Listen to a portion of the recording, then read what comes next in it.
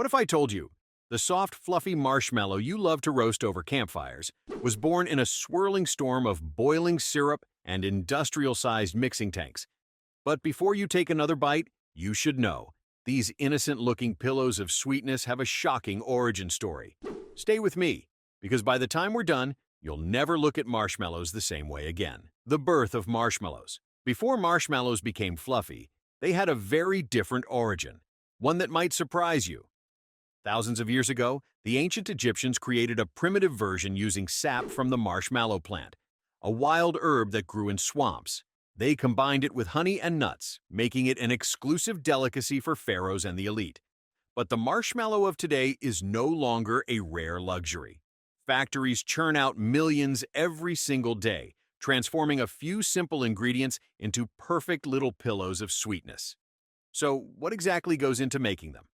The three key ingredients: sugar, the main component responsible for the sweet taste; corn syrup, keeps the texture soft and prevents the sugar from crystallizing; gelatin, the magic ingredient that gives marshmallows their signature bounce.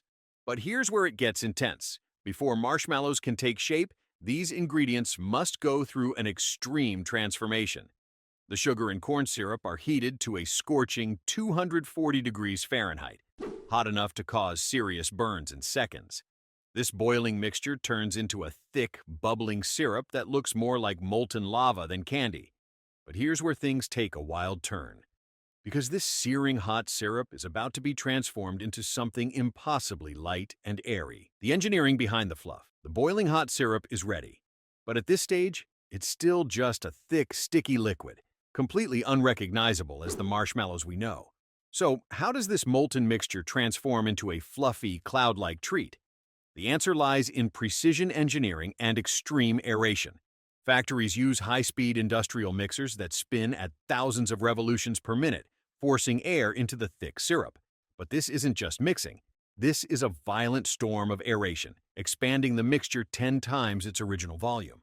Without this step, marshmallows wouldn't be light and bouncy. They'd be dense, chewy bricks. But how does something so soft hold its shape? This is where gelatin steps in. Believe it or not, gelatin is actually what gives marshmallows their bounce. Without it, they'd collapse faster than a poorly built house of cards. This protein stabilizes the millions of tiny air pockets trapped inside, ensuring that marshmallows stay light and fluffy, but still hold together.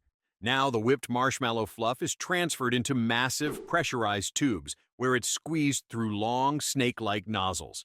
This is called extrusion, a technique that ensures every marshmallow is identical in size and shape. At this stage, the marshmallows aren't actually solid. They're still warm, sticky, and dangerously unstable. One wrong move, and they could melt into an unmanageable, gooey disaster. This is why precision is crucial. If the temperature isn't controlled perfectly, the entire batch could be ruined. But even now, they're still missing one critical feature: their firm, pillowy texture. And if the next step isn't done fast enough, marshmallows could literally collapse before your eyes. The final transformation. The marshmallow ropes are still warm, soft, and dangerously unstable. If left like this, they'd slowly collapse into a sticky, shapeless mess. So, how do factories lock in that perfect pillowy texture? The answer is rapid cooling. Inside massive cooling tunnels, high-powered fans blast icy air at speeds of up to 40 miles per hour, instantly reducing the temperature of the marshmallow ropes. This rapid cooling is critical. It allows the gelatin and sugar structure to set, keeping the marshmallows soft yet firm. If this step were skipped, the marshmallows would sag, stick together, and completely lose their shape. But cooling alone isn't enough. There's still one more high-speed transformation that turns these ropes into the bite-sized treats we recognize. With their structure now solidified, the marshmallow ropes race down conveyor belts toward the next major transformation: the guillotine cutter. At blistering speeds of 1,000 cuts per minute, ultra-sharp stainless steel blades slice through the ropes, creating thousands of perfectly shaped marshmallow cubes in just seconds. That's faster than most people can blink, and definitely faster than you can eat them. But at this point, there's still one problem. They're incredibly sticky. To stop marshmallows from clumping together in the bag, they go through a final step: a fine dusting of cornstarch or powdered sugar.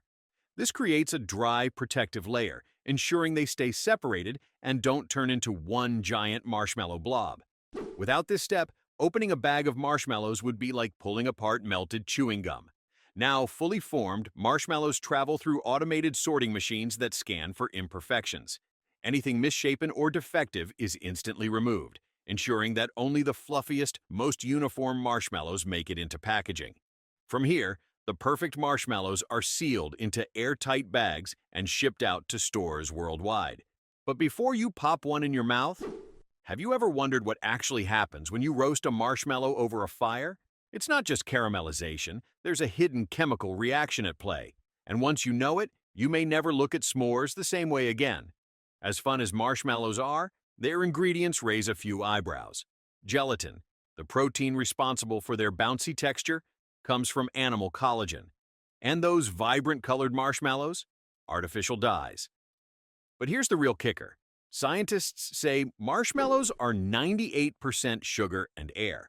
Essentially, they dissolve in your mouth before your stomach even gets to work. So, if you ever feel guilty about eating too many, just remember, you're mostly eating flavored oxygen. And if you love learning how everyday things are made, don't forget to hit subscribe. Because next time, we're diving into an even crazier process.